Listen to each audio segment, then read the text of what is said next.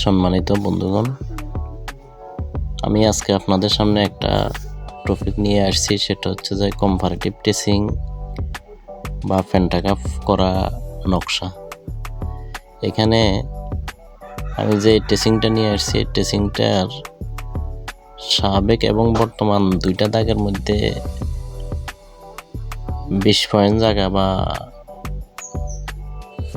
প্রায় 3 আনা জায়গার একটা ডিস্টেন্স আছে।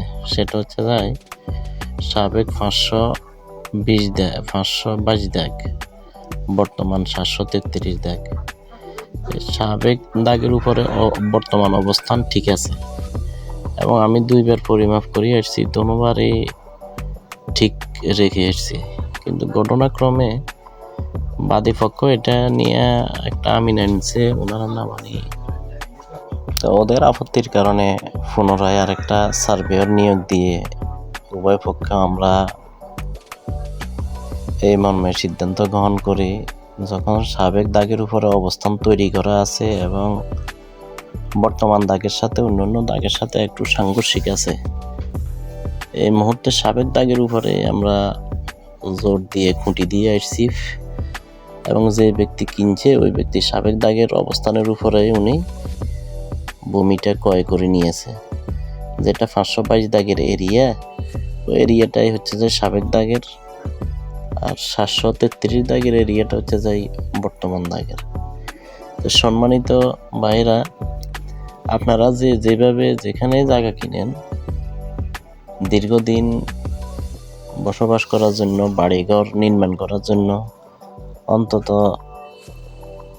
নকশা দিয়ে সাবেক এবং বর্তমান ঠিক আছে কিনা এটা যাচাই বাছাই করে নেবেন। যদি কোনো ত্রুটি থাকে কম্পারেটিভ করে নেবেন।